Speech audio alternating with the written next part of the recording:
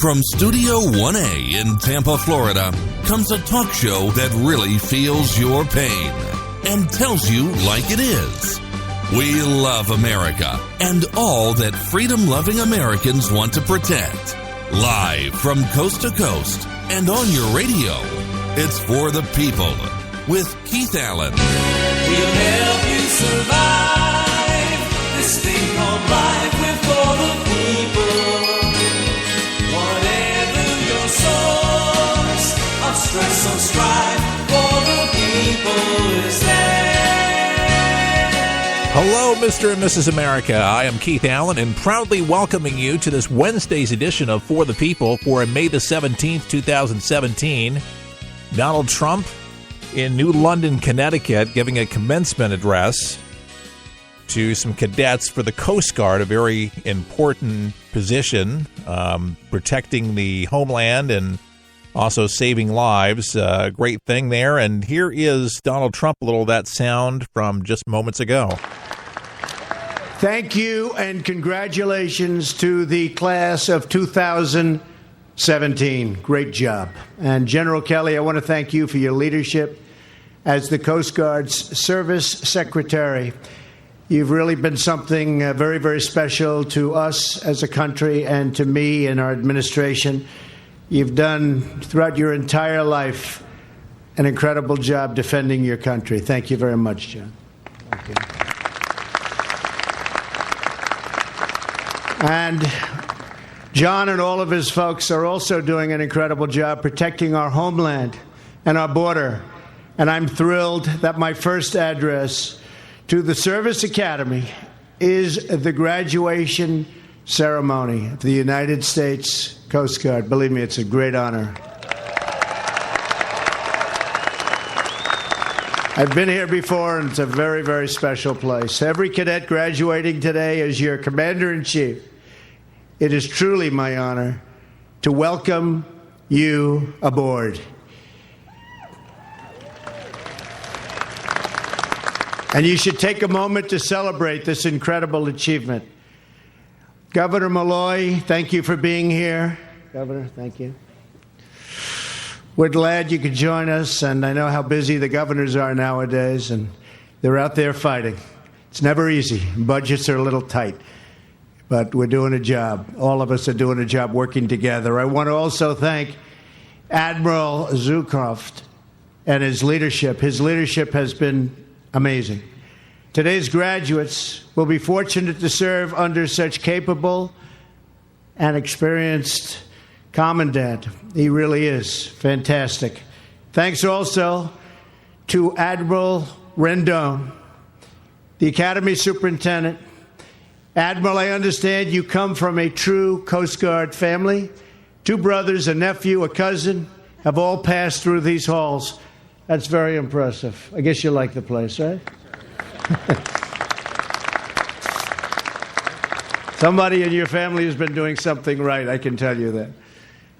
I'm sure that they all are very proud, just as we are very proud of the fine young officers who are graduating today, Admiral, on your watch.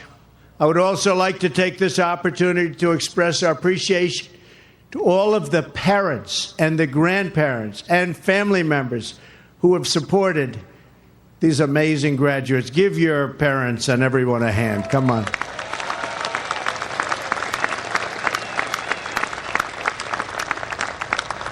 Because America has families like yours, and we'll keep all of those families safe and very, very secure. You're keeping your family safe now.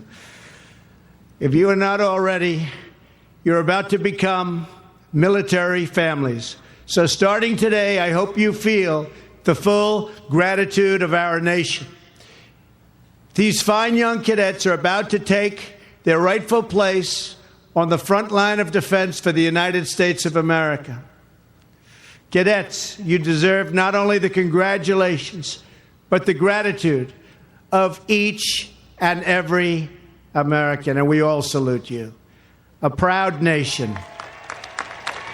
All right, ladies and gentlemen, Donald Trump, our president, in New London, Connecticut, in front of some cadets, and packed, and doing a fine job. Looking forward to their service because they do give all of us safety and security. And there's a lot of water surrounding the United States, thank God, what they do, and with drugs and with safety and just so many different things they do to protect the homeland, the Coast Guard. And a lot of times you don't hear a lot about it, but it is important, and it wouldn't have been as special, obviously, to not have the president there. And Air Force One touching down, got to see that today.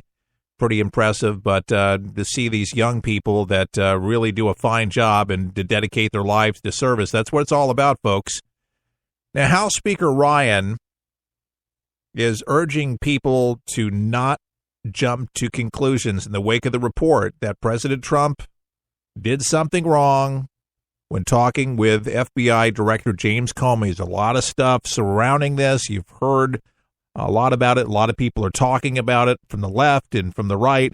Here's what Paul Ryan, the Speaker of the House, had to say a little bit earlier today. They have been trying to influence or This is a question from the media. According to this memo, he urged him not to follow through with the investigation into Michael Flynn. And secondly, do you still have the same level of confidence in President Trump that you had on inauguration day? Look, there's been a lot of reporting lately. I think that requires close examination. Let me tell you what I told our members just this morning.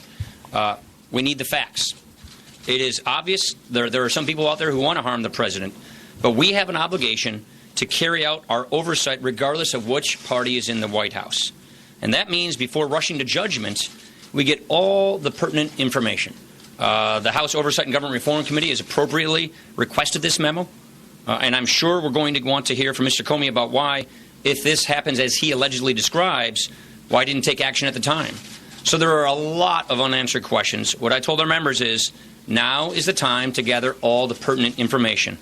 Our job is to be responsible, sober, and focus only on gathering the facts.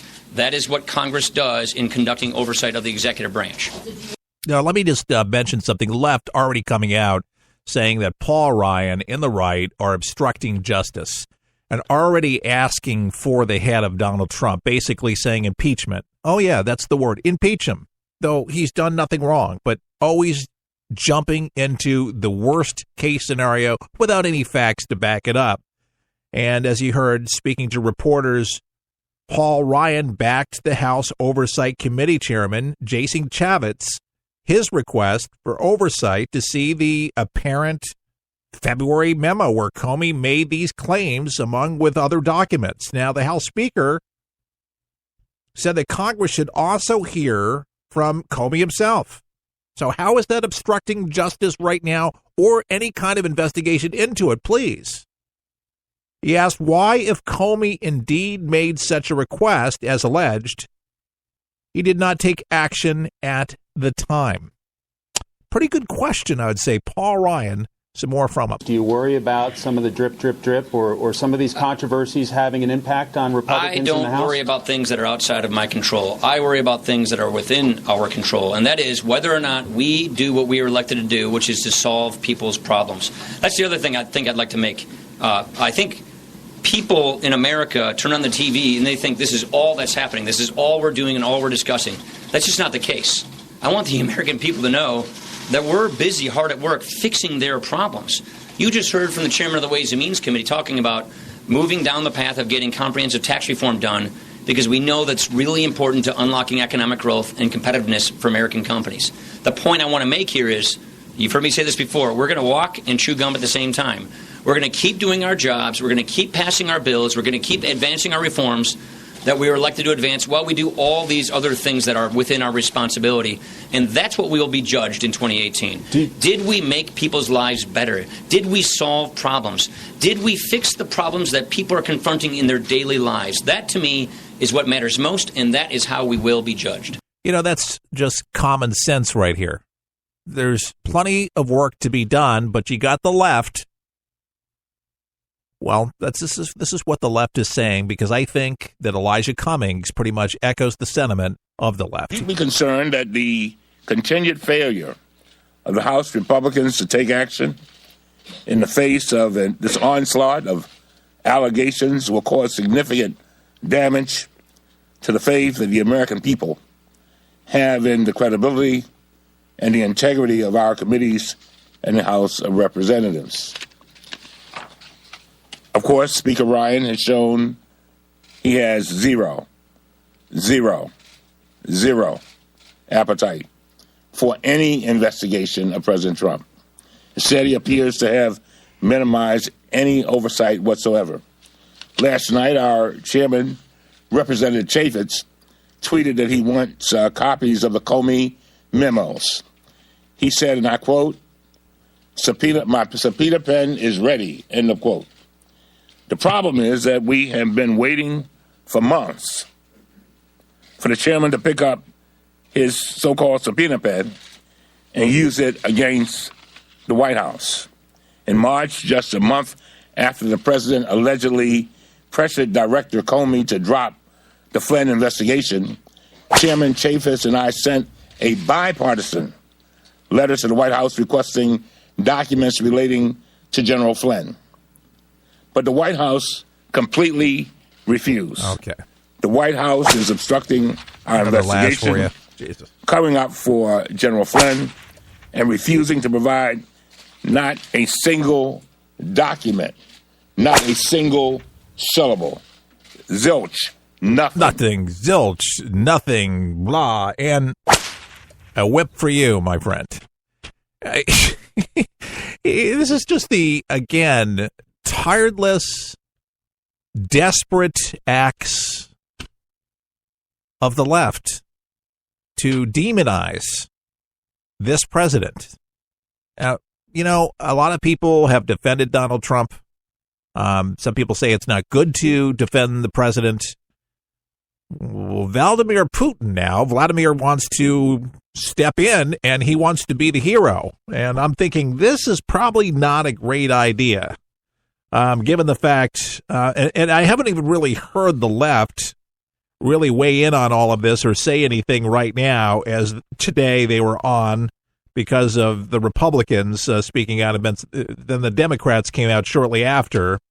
But Putin basically wants to put to rest all of this craziness. Yeah, Putin today to help settle the controversy over these shared classified intel with Russia, because that's what the big hoopla is about in the Oval Office, that there was too much intel, too much information shared on how to bring down ISIS with terrorism and such like that. But there was nothing top secret. There was nothing that was incriminating, nothing that was going to hurt American security whatsoever. And we've heard from the top diplomats, according with Rex Tillerson and the top arms committee folks. They were all there in the Oval Office and said no wrongdoing was done whatsoever. So speaking during a joint news conference with the Italian Prime Minister, Putin said those attacking Trump for allegedly being too cozy with Russian politicians were guilty of political schizophrenia. So that's the term that he's using, political schizophrenia. I think Putin might be onto something, because what we're hearing from the left is very schizophrenic. It is schizophrenia.